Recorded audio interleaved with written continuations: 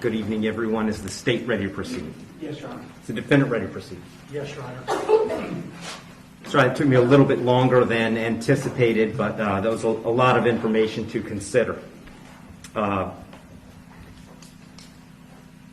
me just start by saying that as multiple people have observed, this is a particularly difficult case because there's really nothing that the court can do that's capable of fixing the harm that has been caused to the victims in this case. So that being said, I've got to start with the law. I'm bound by the law, and the law gives me a guideline for how to analyze an appropriate sentence in this case. So I want to start with the Camacho case. It's really the first thing I need to address is whether or not the court's going to depart from the minimum in this case, which is 222 months or approximately 18 and a half years in the Florida State Prison as a minimum.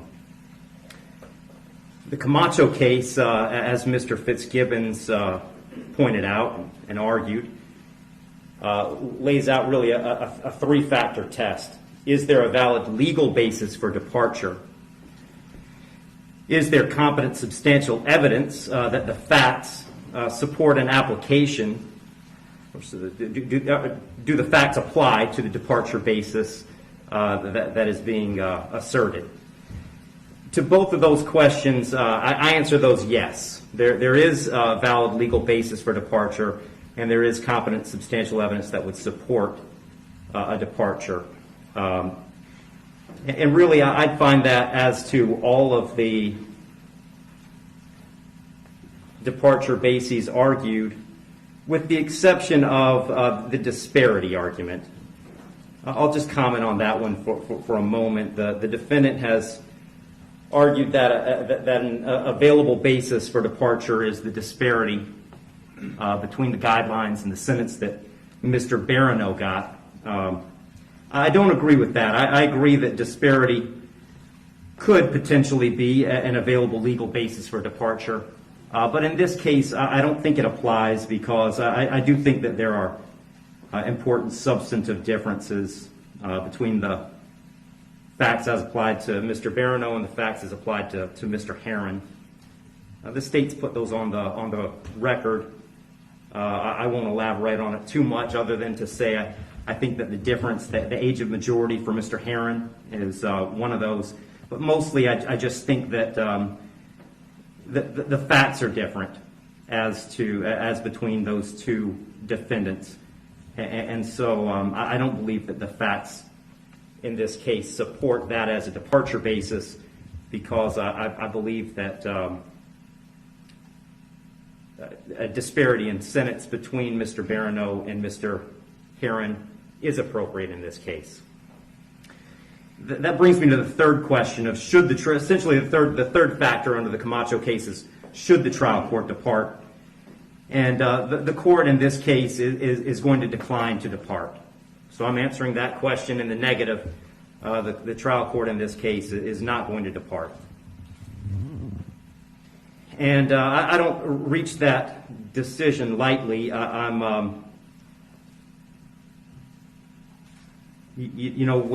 evaluating an appropriate sentence, I will start with Florida Statute 921.002. It was pointed out several times the primary purpose of the Criminal Punishment Code in Florida is to punish.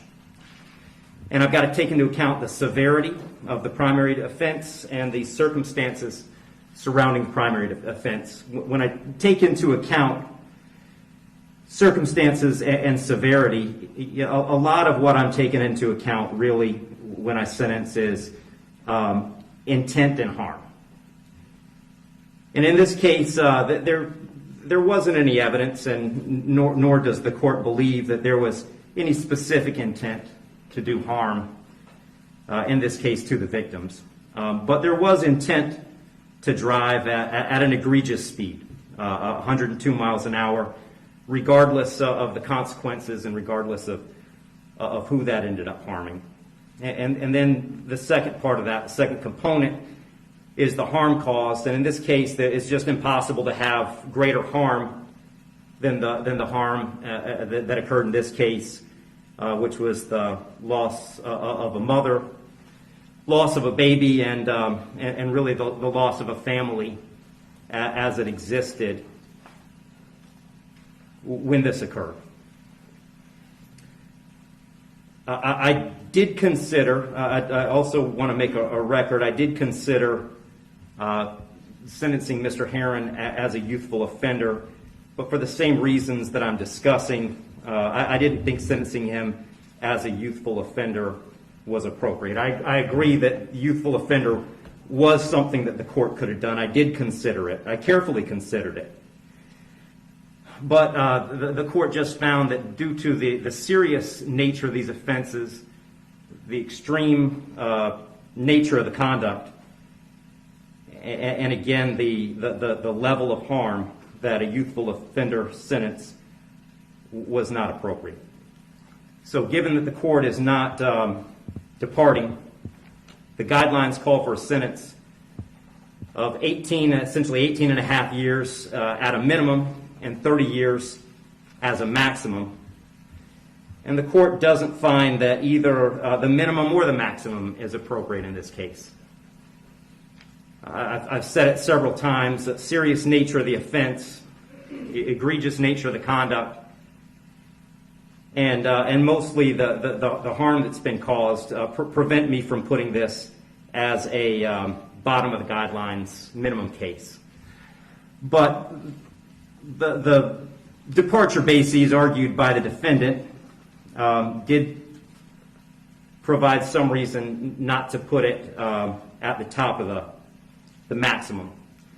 And specifically, the court did take into account that the defendant's 18, certainly responsible for his actions, and he's being held accountable for his actions.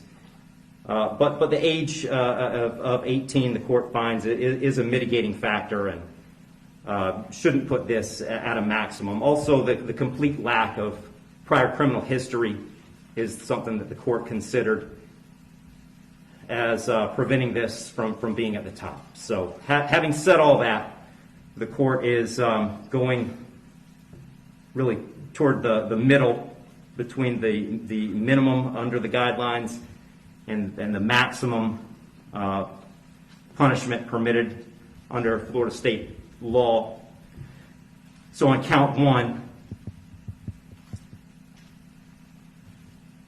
vehicular homicide, the court's going to adjudicate the defendant guilty, sentence him to 9 years in the Florida State Prison. On count two, same charge, court will adjudicate the defendant guilty, sentence him to 15 years Florida State Prison, and that'll run consecutive to count one, for a total 24 years Florida State Prison. Count three is a misdemeanor, unlawful racing on a highway, so the court will adjudicate the defendant guilty, sentence him to time served. Give credit for time served, I believe, 2 days. Court will impose mandatory court costs. Mr. Heron, you have given up the right to appeal the determination of your guilt or innocence. You do have 30 days to appeal the sentence of the court. And I'll direct the bailiffs to take Mr. Heron into custody.